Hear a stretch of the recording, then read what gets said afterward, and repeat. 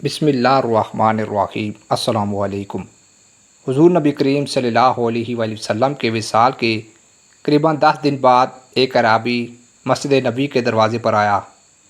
اس اعرابی نے اپنا چہرہ چھپا رکھا تھا۔ اس اعرابی نے حضور نبی کریم صلی اللہ علیہ وآلہ وسلم کے وصال پر افسوس کرتے ہوئے دریافت کیا کہ حضور صلی اللہ علیہ وآلہ وسلم کے وصی کون ہیں؟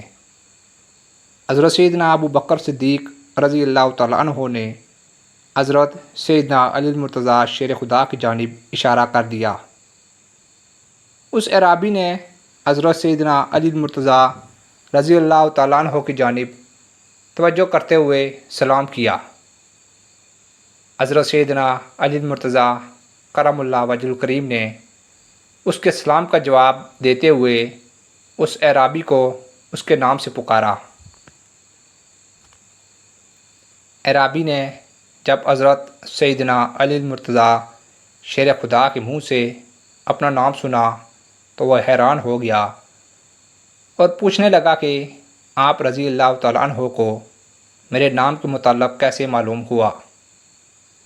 حضرت سیدنا علی المرتضیٰ شیر خدا نے فرمایا، مجھے حضور نبی کریم صلی اللہ علیہ وآلہ وسلم نے خبر دی تھی اور تمہارے حال سے بھی آگاہ فرمایا تھا۔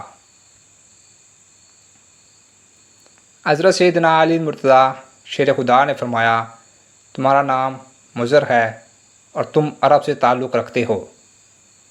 تم نے اپنے قبیلے کو حضور صلی اللہ علیہ وآلہ وسلم کی بعثت کی خبر دیتے ہوئے کہا تھا کہ تہامہ میں ایک آدمی کھڑا ہوگا جس کے رخسار چاند سے زیادہ روشن ہوں گے اور اس کی گفتگو شہد سے بھی زیادہ میٹھی ہوگی۔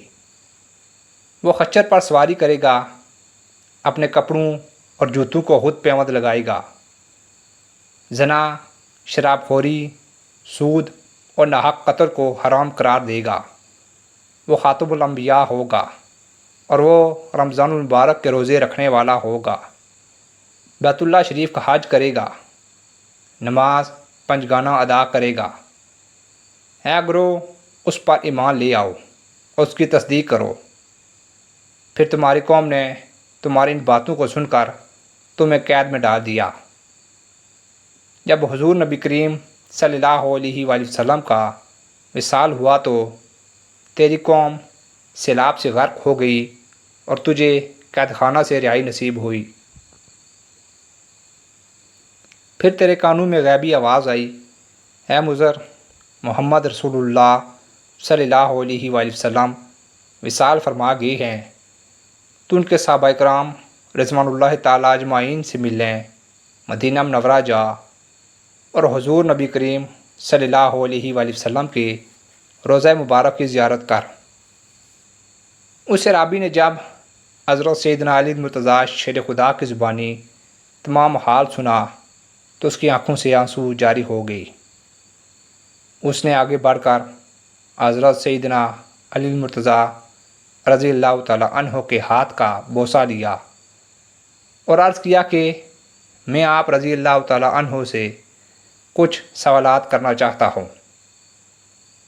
حضرت سیدنا علی المرتضیٰ شیر خدا نے فرمایا، تم سوال پوچھو، میں انشاءاللہ تمہیں شافی جواب دوں گا۔ اعرابی، وہ کون سا نر ہے جس کا باپ اور ماں نہیں؟ حضرت علی شیر خدا نے فرمایا، حضرت آدم علیہ السلام۔ اعرابی، وہ کون سی مادہ ہے جو بغیر ماں باپ کے موجود ہوئی؟ حضرت علی رضی اللہ تعالیٰ عنہ نے فرمایا، حضرت حوا علیہ السلام۔